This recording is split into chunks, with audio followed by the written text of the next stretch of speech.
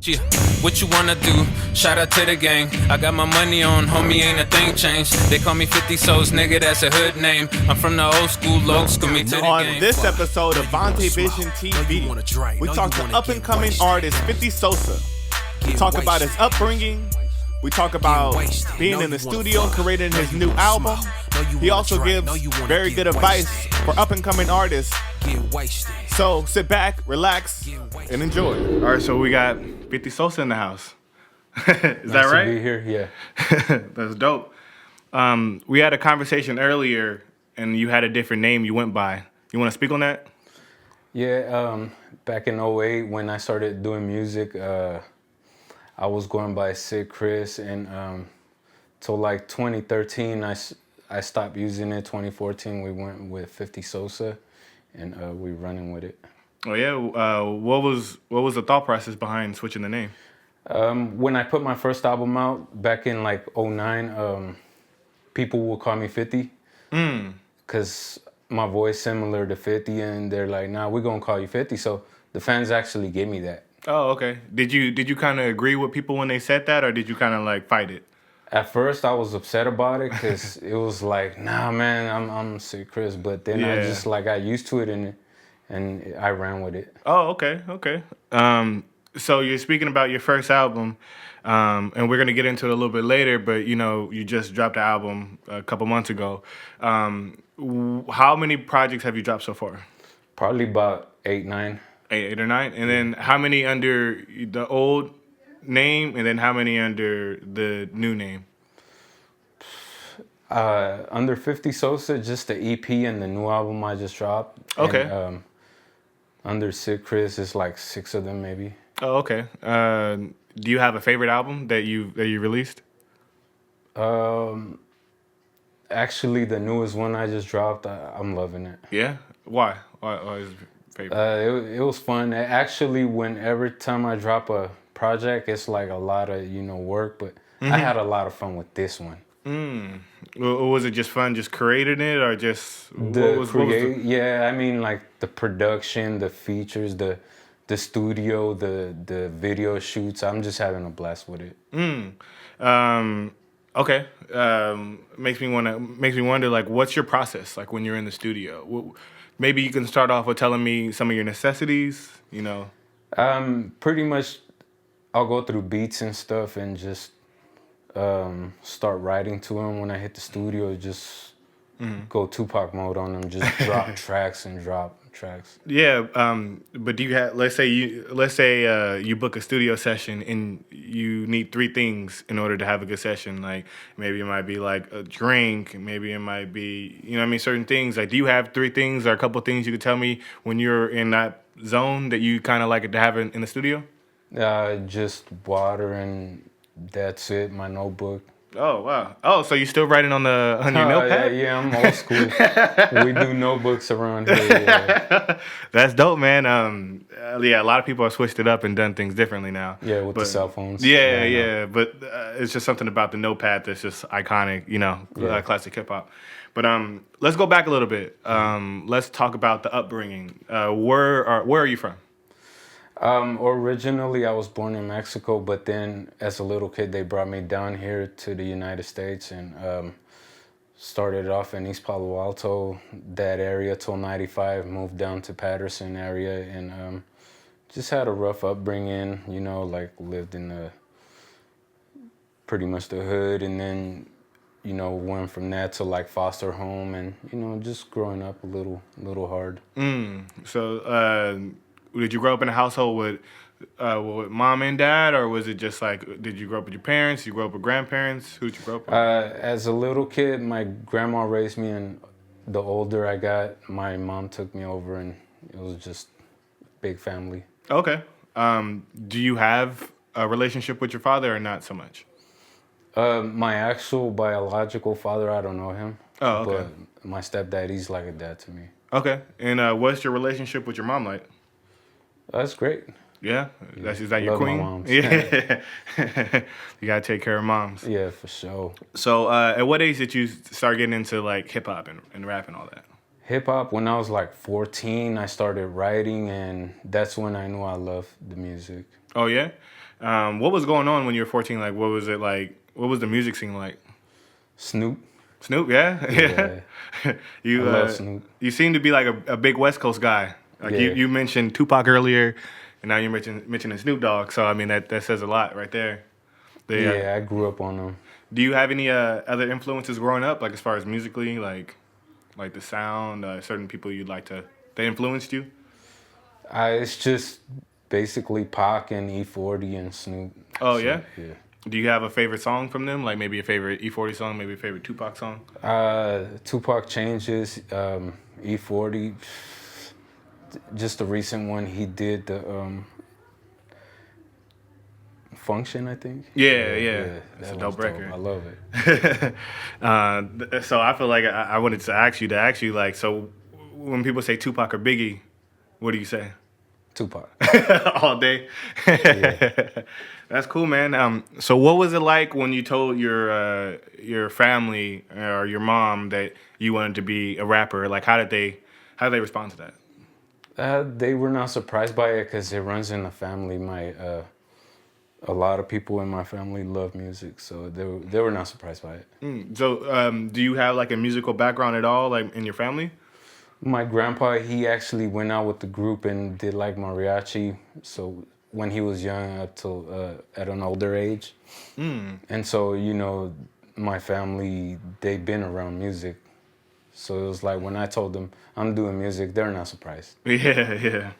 Oh man, that's So would you say that they had an influence in you, like just because it was around your family and whatnot? Yeah. Do you remember the first time you went to the studio? First time in probably 99, 2000. Oh yeah. Yeah. What was that like? Walk me through it. Studios back then are different than now. Now you could just go in, punch out. The studios back then is old DATs, ADATs. And so you go in there and it's like, you almost have to spit out a whole song with the hooks and everything all in one take. And that's what I did. And I was ready for it. Do you miss how it used to be, like the technology, or do you kind of like how it advanced? I like it better right now. Yeah. Oh, yeah. It's way easier. A lot less things you have to like worry about. Yeah, for sure. That's cool, man. I just want to talk about going to the studio because, like you said, you mentioned at 14, and I don't know what age it was when you got to go to the actual studio, because I feel like it's that moment you start writing, stuff in your pad, and then you start feeling this confidence, and then one day you get that chance to go into the studio, and you're like, yo, this is like, it's either in that moment you feel like this is what I want to do, or you feel like maybe this isn't what I want to do. Yeah, and that's how I felt. When I walked in, I was like, yeah, this is what I want to do. This is it. Yeah. That's cool, man. So let's speak about, in your music, you talk about Patterson. Mm-hmm. What does Patterson mean to you? I love Patterson. That's my city. That's my town. Yeah? Yep. What was it like being in Patterson, Like, tell me, like, if I've never been there, how would you explain Patterson to someone? Palm trees. Other than that, when I moved out here, the young kids and everybody, they embraced me, the homies, and it's all love. It's family over there, so. So that's home. Yep, that's home. Wow. Have you had a chance to perform in Patterson yet? Not yet, no. Not yet. What do you think about do you think Patterson has a music scene? It's gonna have it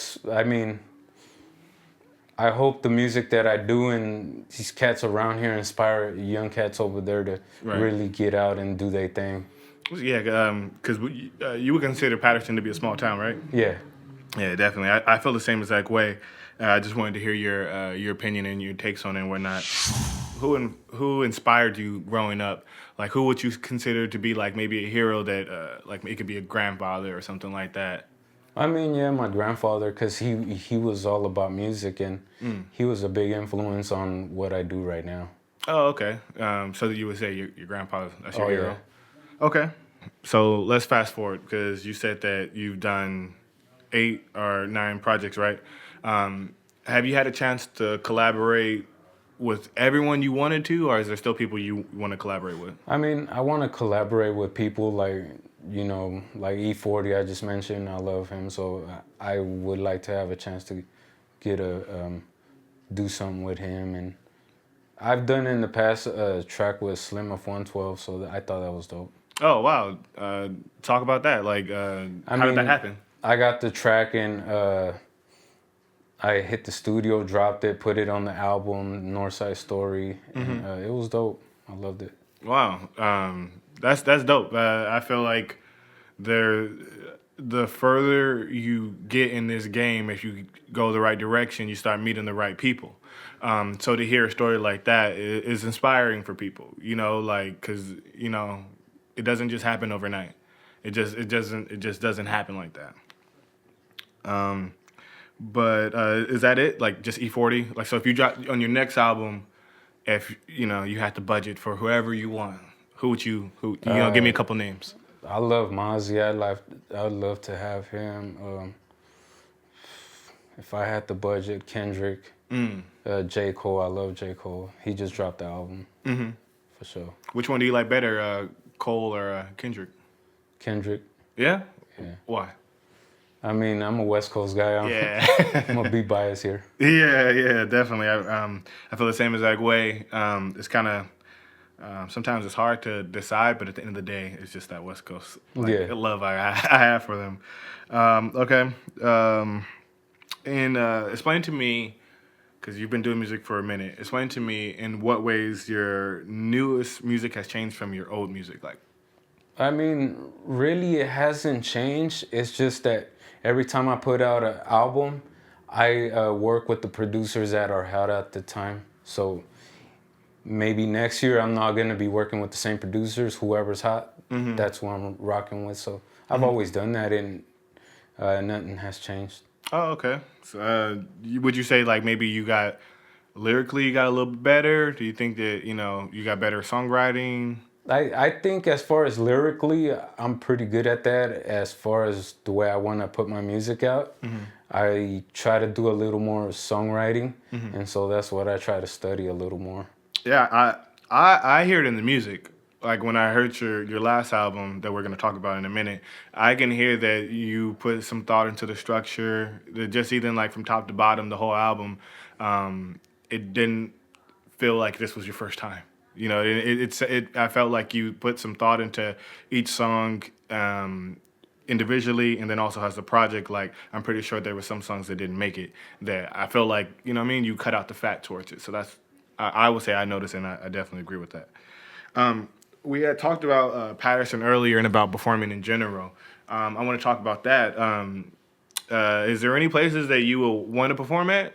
Like a dream venue, maybe, Summer Jam? I mean, Summer Jam, that's the one down, maybe Coachella.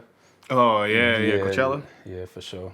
Yeah, that would be dope, man. I certain places when you perform at, you're like, wow, I really... Yeah, I would love to perform outside a big crowd, yeah.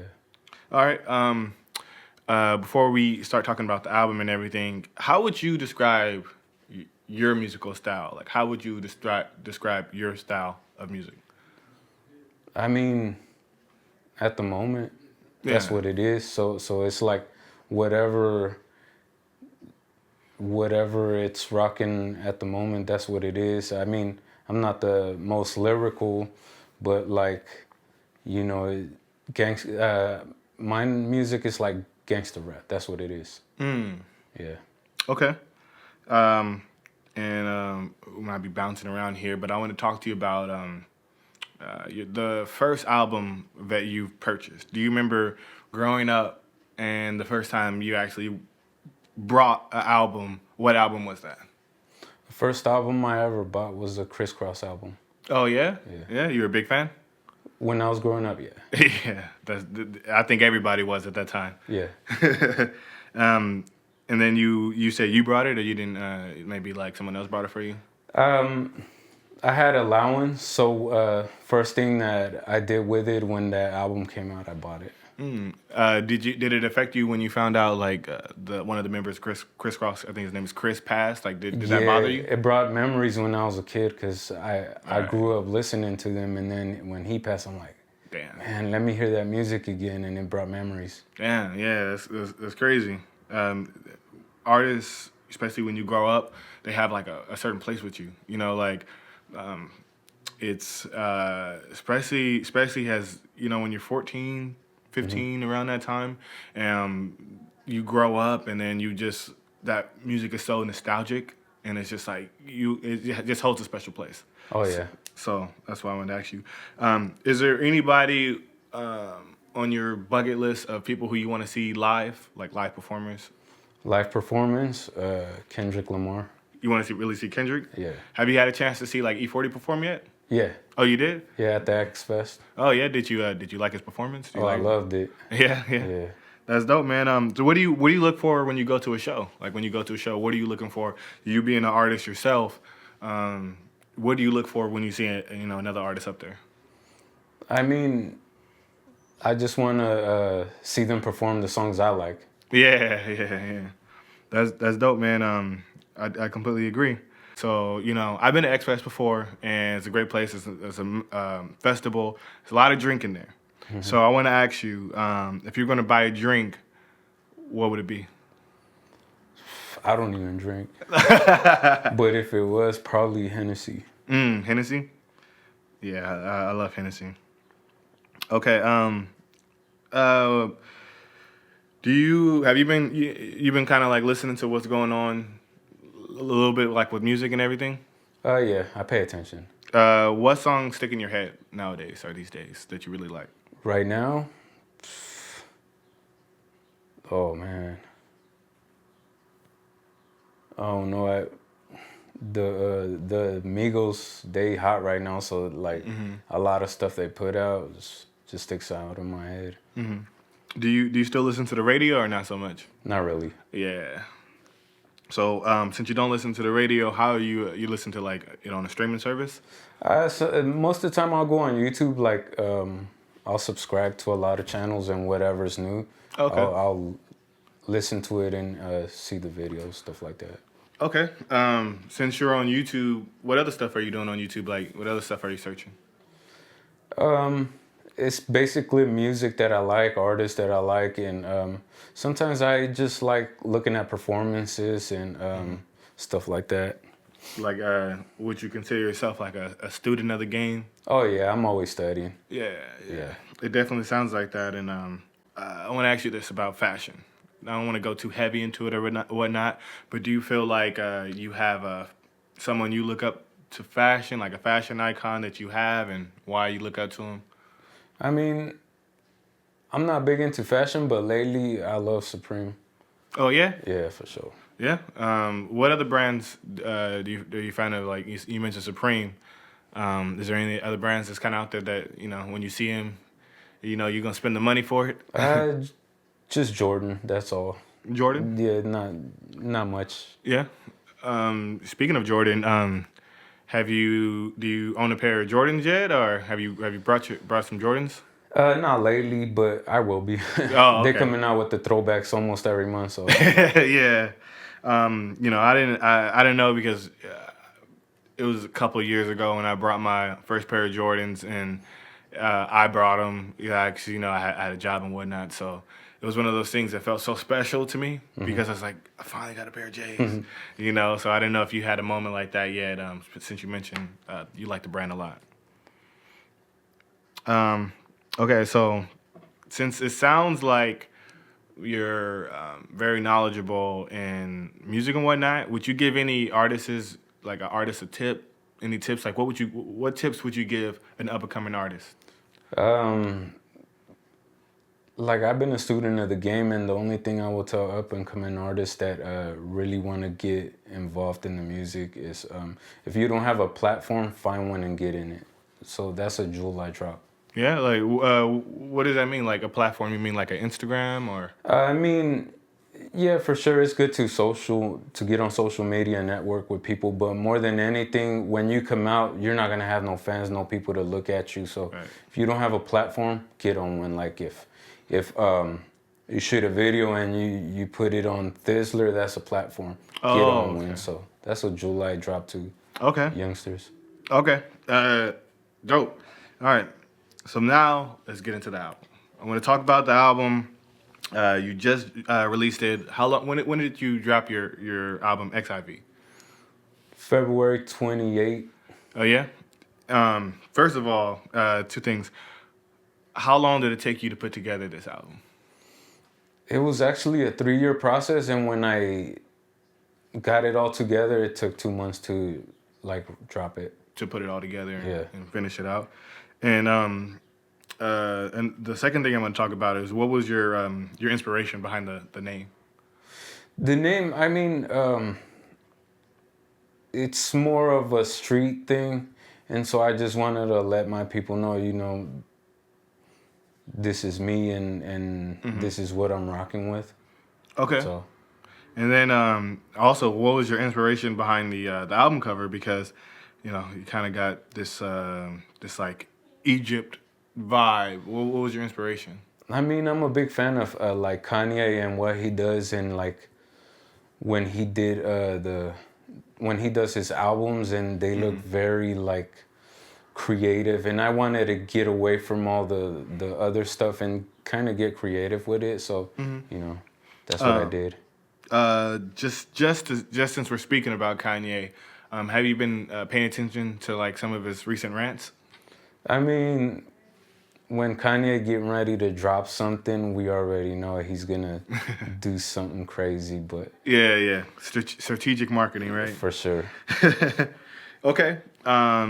So the album has 10 songs, 27-minute runtime. What's your favorite song off the album? My favorite song, Wasted.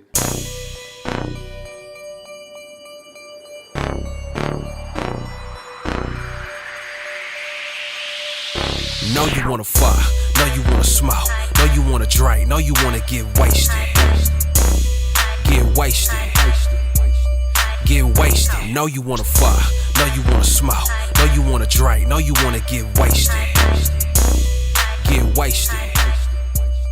Get wasted. Yeah, mine too. That's my favorite record sonically, just listening to it. But why is it yours though? What makes that record special? I mean, the way it was put together, the production, the beat's dope, and the hook just puts it all in place. Right. And you're featuring an artist, you're featuring an artist on that song. What's his name? Wasted featuring Big Oso Loke. That's a homeboy. He showed a lot of love, and he did his thing, and I appreciate it. Oh, okay. Do you guys plan on working together more in the future? Oh yeah, I definitely want to work with the homeboy. Okay. Sure. Do you have a song that, you know, that's your favorite, but what other songs are you hearing are favorites from other people, maybe like your family? Like, do they have a certain song that they're gravitating to? Not really As sure. far as my album, a lot of people that I know, they like the Golden State Anthem just because it's dedicated to the Warriors.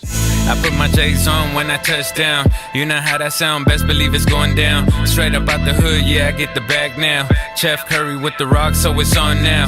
Gotta bring the title home back to the bay. Can't stop, won't stop, we're going all the way. Everybody in the team like to shoot Trey. Splash Brothers on there, we don't play. They know that they're Warrior fans, and they'll tell me, yo, I love that song. Mm-hmm. Are you a Warriors fan? Yeah.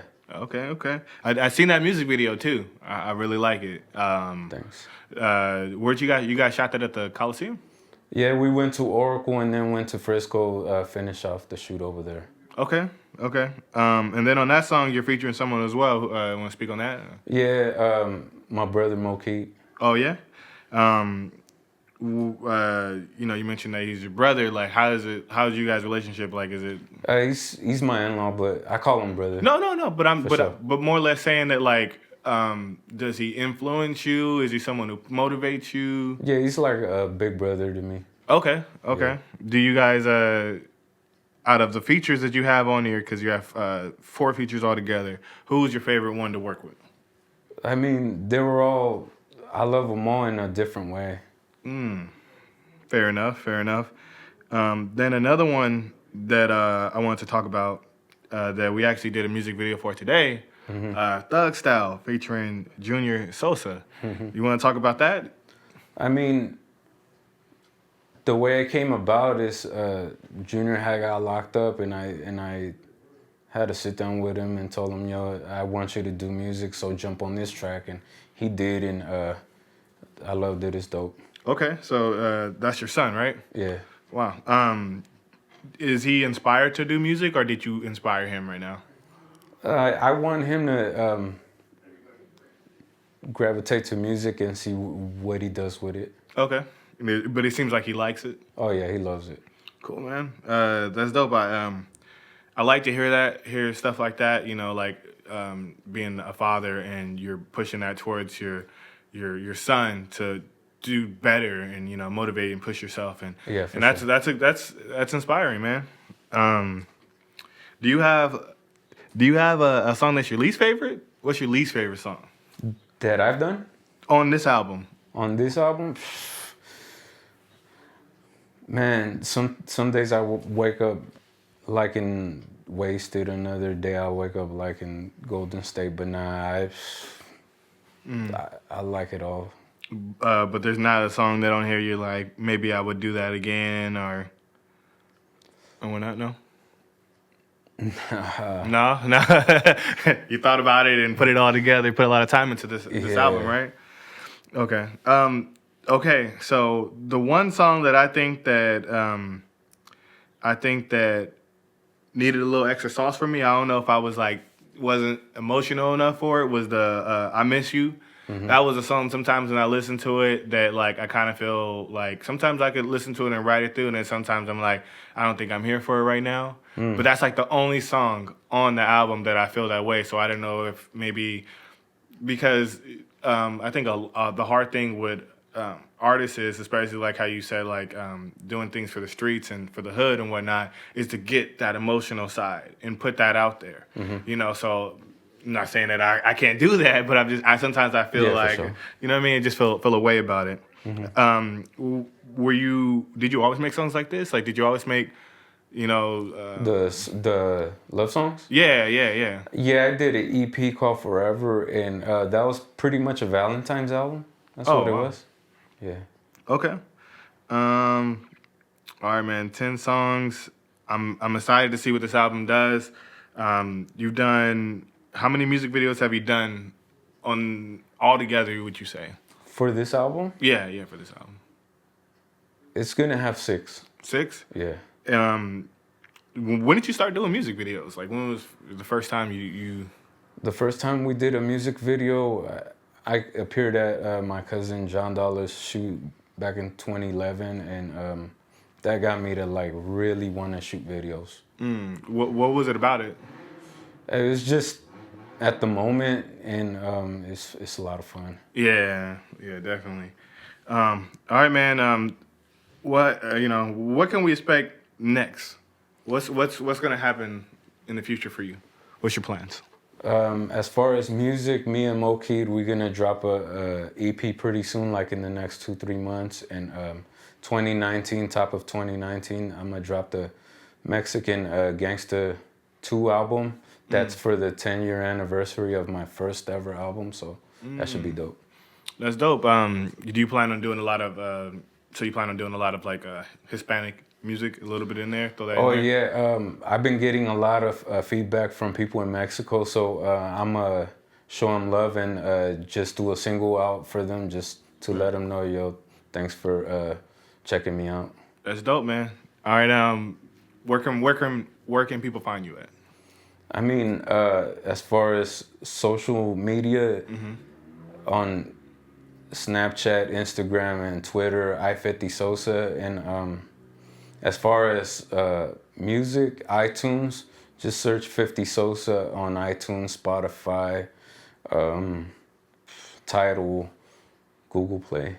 Everywhere. Yeah, YouTube, everywhere. All right, man. Appreciate the time for doing the interview, and I'll catch you later. Thanks.